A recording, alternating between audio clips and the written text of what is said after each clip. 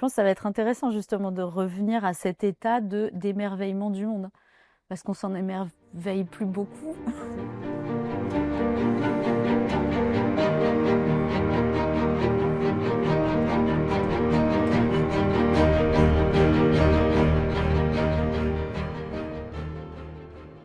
Avec Christian Schirm, on t'a proposé plusieurs projets et tu as choisi ce projet auquel on pense depuis très longtemps avec Christian. Donc on t'a proposé la commande de départ, c'était un projet de théâtre musical, puisque Ouais. en réalité c'est ça, c'est du théâtre musical, avec des madrigaux de Monteverdi et de Fénelon. Tu as choisi d'ajouter Barbara Strozzi, donc Ouais. première femme compositrice professionnelle, Ouais. c'est ainsi qu'en tout cas on la détermine. Pourquoi tu as choisi ce projet-là finalement par rapport à des mises en scène d'opéra qu'on t'a proposé? Je crois que sur les deux autres, c'était un rapport avec l'histoire où je n'arrivais pas à me retrouver dans l'histoire qui allait se raconter.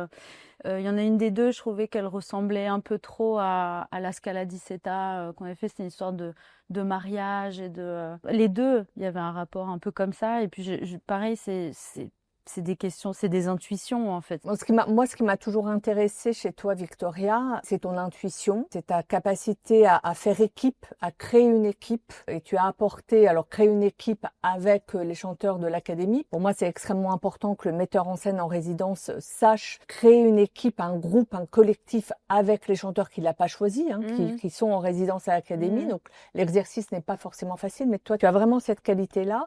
Et puis, ce que j'ai découvert à ton premier workshop, que j'ai beaucoup aimé après la fatigue. L'inspiration, c'était beaucoup Pina Bausch.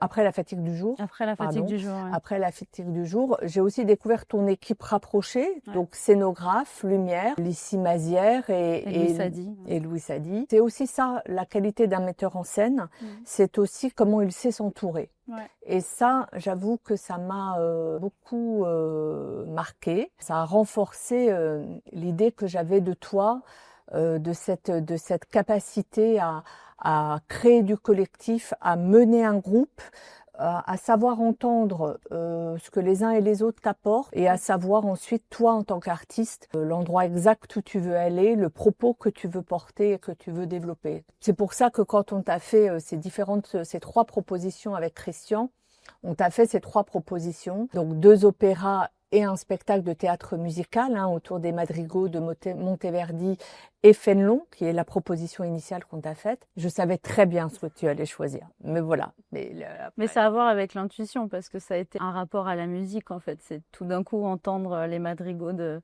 Monteverdi qui en fait déclenche une intuition sur peut-être que c'est en train de parler de ça. Enfin, il y avait quelque chose d'amoureux, de passionnel. Je sentais qu'il y avait beaucoup de sensualité dans les textes de Monteverdi, et puis après le contraste avec les textes de Rilke qu'a mis en musique Philippe Fénelon, qui a guidé après vers cette adaptation de La Dispute. Moi, ça fait très longtemps que j'ai envie de monter La Dispute, et c'est drôle comme en fait on ne sait jamais sous quelle forme les choses vont se faire, à quel moment c'est le bon moment. C'était un rapport à la musique, en fait. C'est la musique qui m'a accrochée à l'intuition de on va faire un spectacle musical. Je ne connais pas encore l'histoire, mais je pense qu'on va aller là-dessus. Ça me touche beaucoup ce que tu dis par rapport au collectif, parce que moi, depuis le moment où j'ai décidé de faire de la mise en scène, une des choses que je me suis rendu compte, c'est que une des choses les plus gratifiantes, en fait, quand on termine un projet, c'est que les gens aient envie de retravailler avec toi. T'as raison. Et moi, c'est quelque chose qui me touche, en fait, de retravailler avec des gens. Et j'adorais que sur les workshops,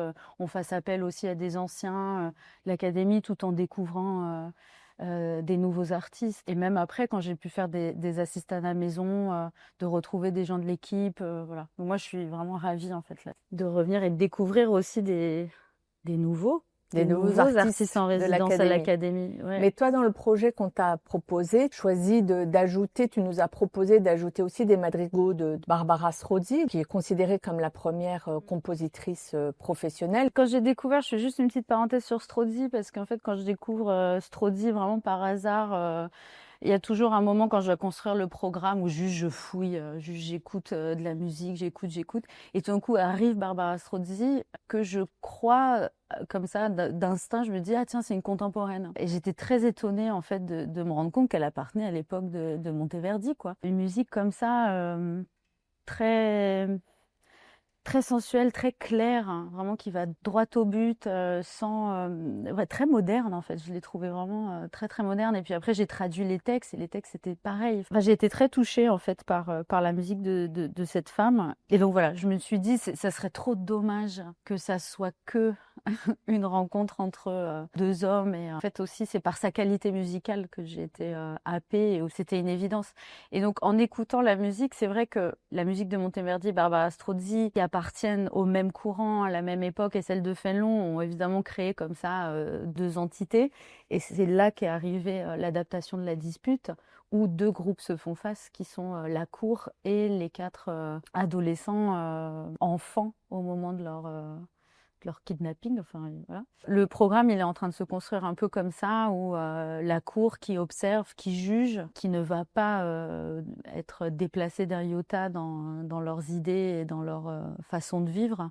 Mais il faut rappeler qu'en réalité, hein, donc l'histoire de La Dispute, c'est l'histoire d'une expérimentation. Ouais, l'histoire de La Dispute, c'est un prince qui décide de révéler une expérience qui a été mise en place par son père à sa cour. Donc on présume que le père est mort. À sa cour et à la femme qui convoite, une expérience qui cherche à déterminer qui de l'homme ou la femme commet la première infidélité, ce qui est assez, voilà, assez ridicule et qui en plus en fait disparaît au fur et à mesure que l'expérience est montrée. Et du coup va faire face cette cour sévère et refermée sur soi à la découverte du monde. Oui, scrutatrice ouais, d'enfants qui découvrent les sentiments amoureux. Les sentiments amoureux, qui découvrent son narcissisme aussi, qui se découvrent soi-même et qui du coup fait naître chez eux en fait l'envie d'ailleurs, l'envie de découvrir plus. Parce que c'est en fait aussi le rapport à l'autre, le rapport au monde, puisqu'ils étaient et moi je crois beaucoup à ça, que reclus. tout ce qu'on vit nous déplace et nous change, et je fais voilà, j'y crois beaucoup, et c'est un peu l'idée que j'ai envie d'explorer, c'est comment est-ce que ce qu'on vit nous déplace et nous change. Ce qui est les madrigaux, c'est ça. Hein, et les madrigaux, c'est complètement ça en fait. C'est tout d'un coup, il y a eu une évidence. Bouger les passions. Au moment où j'ai dû vérifier mon intuition, j'ai été très contente de voir que en fait, les madrigaux parlent entièrement de ça. Et la forme du madrigal elle repose sur... Elle repose complètement sur ça, comme on est transformé par l'expérience amoureuse, comme on est transformé par l'expérience de rencontrer quelqu'un d'autre, de se rencontrer soi. Et comment c'est mis en valeur. Chez Rilke, et donc dans la musique de Fénelon, il y a quelque chose de beaucoup plus vertical, où il n'y a pas d'échappatoire, où l'échappatoire est plus dans la mort, alors que chez Monteverdi et Strozzi, elle est dans l'amour et dans la rencontre, vraiment comme chose de salvateur, alors que chez Rilke et dans ses premières élégies, il y a quelque chose où l'homme est trop fragile pour le monde, est trop fragile pour la rencontre avec l'autre. J'ai hâte de rentrer dans l'investigation de ça, dans ce côté un peu voyeuriste qui fait aussi partie du métier de metteur en scène, où voilà, on va ouvrir une porte et on va voir.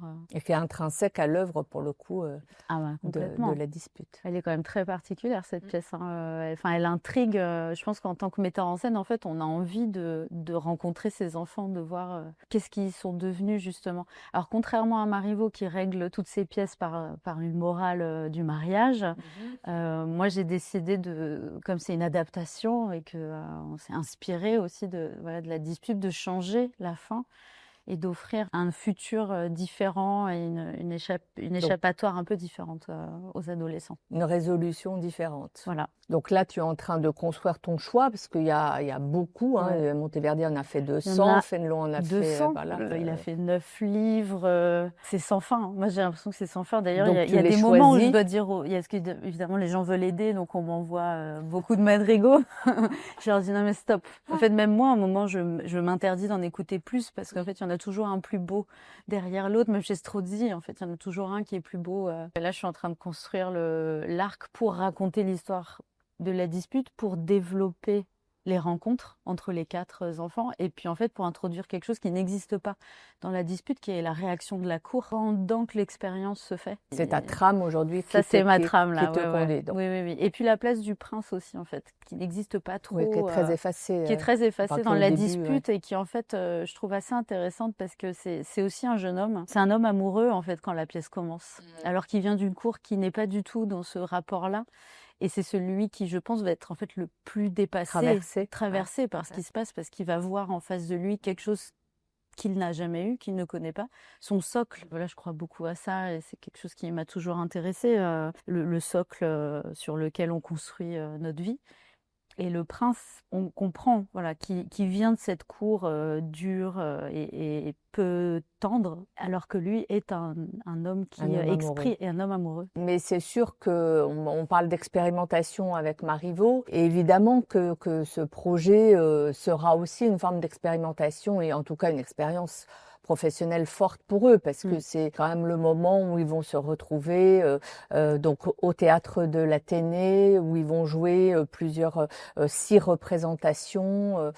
Donc c'est aussi une façon d'apprendre le métier de chanteur, de l'exercer. Puis voilà, ils vont travailler avec toi, ils vont jouer, ils vont devoir, en plus dans du théâtre musical, la question du jeu d'acteur, elle est quand même assez... Elle est essentielle. Exactement. On donc, peut pas. Après, moi, j'ai toujours traité mes rapports avec les chanteurs comme voilà, le métier d'interprète, comme ça, de manière assez générale. L'acteur, le chanteur, il y a quand même un métier en commun, quoi. Ils doivent jouer, chanter des mots et des situations. Et moi, c'est dès mon premier jour à l'académie, parce que je viens du théâtre et que c'est ça que j'ai toujours expérimenté, et c'est ce que j'ai appris, mon socle à moi. Le rapport à la respiration quand ils chantent pas, le rapport à une situation et pas à un personnage, le rapport au texte, c'est de revenir toujours, même si Marivaux est un peu évincé d'un point de vue textuel, je pense que ça va être important pour moi de leur montrer aussi quelques extraits de, par exemple, la personne qui jouera Aiglé, voilà. Et puis il y aura un comédien sur scène, donc moi j'aime bien aussi confronter ces deux niveaux d'interprétation. Je pense que ça va être intéressant justement de revenir à cet état d'émerveillement du monde, parce qu'on s'en émerveille plus beaucoup. Donc revenir à cet état comme ça, très neuf. Sur la question de l'émerveillement, les artistes de l'académie, en tout cas un certain nombre d'entre eux, ils viennent du monde entier. Ça, ouais. Ils sont donc de cultures différentes, parfois très très très différentes. Et je vois que la question de l'émerveillement, nous on oublie, on est à l'Opéra de Paris, on est parisien, on est français, etc. On oublie, mais ce sont quand même des jeunes gens, voire des très jeunes gens, des très jeunes femmes qui viennent donc du monde entier, parfois de pays avec des cultures très éloignées. Et donc il y a un émerveillement d'arriver à Paris. On oublie, nous, en tant que Français, comment Paris est intimidant pour nombre d'étrangers. C'est la ville lumière, c'est la ville de la mode, c'est la ville des arts, la ville des lettres. Et en plus d'arriver à l'Opéra de Paris, donc la question de l'émerveillement, moi je le vois en tout cas chez certains jeunes artistes quand ils arrivent à l'académie au début de leur parcours. Ce projet qu'on leur propose à chaque fois, cette production lyrique, c'est évidemment le moment fort de leur parcours, parce que c'est le moment d'intensité, c'est le moment où ils sont sur l'essence de leur métier. Ils sont sur sur vraiment la question du travail, parce qu'on peut réussir un concert, on peut rater un concert. Il y a 6 représentations, il faut les tenir. Donc on est vraiment dans la question du travail. Donc c'est vraiment voilà, un moment fort. Mais ça qui est génial aussi avec l'académie, que moi j'avais adoré, c'était le rapport à la confiance aussi. C'est-à-dire qu'il y a un pacte de confiance qui se fait avec toi, avec Christian. Moi, j'ai eu une liberté de travail que j'avais rarement ressentie, en tout cas à l'époque, de par mon âge, voilà, de par plein de choses. Et que ce soit sur la première fois que j'ai fait une mise en espace de concert, je n'en avais jamais fait. Et tu m'as laissé m'essayer et aller là où j'avais mes intuitions d'y aller, et même pour le workshop, l'histoire, le programme, et voilà, encore une fois avec les madrigaux. Et je pense que voilà, il y a vraiment ce rapport-là à l'académie avec les artistes, du coup de leur confier aussi, voilà, on va faire un spectacle musical dont on ne sait pas encore voilà, où on va, mais on va y aller ensemble. Et c'est vrai que ce rapport à la confiance à Pour nous, l'académie, c'est c'est un cadeau. c'est essentiel, vraiment pour Christian Scherm et moi, c'est vraiment essentiel. On vous choisit. Donc avec Alexander Neff, on choisit les chanteurs. Ensuite, on choisit les musiciens. On choisit évidemment avec Christian le ou la metteur en scène, le ou la chef d'orchestre en résident. On vous choisit. Donc ensuite, la moindre des choses, me semble-t-il, de notre part, c'est de vous faire confiance et de vous accompagner. Je partage. Quand tous les professionnels, donc que ce soit tous les artistes évidemment, que ce soit le théâtre de l'Athénée, que ce soit nous, institutionnellement, on s'y retrouve. Qu'il y ait eu du succès public. S'il y a le succès de la presse, c'est super aussi. Voilà. Et puis le succès, c'est quand il y a du sens, à mon avis. C'est quand une œuvre porte un sens, défend un propos avec intelligence, avec sensibilité. Je te suis assez là-dessus. Je pense que c'est quand tout le monde raconte la même histoire et qu'on sert quelque chose en commun. Collectivement, voilà, c'est quelque chose avec le collectif. Après, le rapport au public, c'est toujours particulier. C'est sa liberté aussi qui doit rester intacte. En fait, on n'est pas là pour leur imposer des choses. Nous, on leur ouvre un monde qu'ils peuvent explorer, qu'ils peuvent regarder avec nous. Et puis, en fait, s'ils en sortent avec des questions, des réflexions, et puis alléger un peu peut-être aussi. C'est aussi ça, je pense, notre métier, c'est aussi apaiser. Alléger le temps présent. C'est sûr qu'en ce moment, le temps présent, il n'est pas léger. Ça, ouais, c'est aussi ça, je pense. On raconte des histoires, on est quand même là pour raconter des histoires. Je pense que ça, Et là, l'histoire est belle. Et là, l'histoire est belle. L'histoire est belle. Et peut-être la fin sera heureuse, donc on va voir.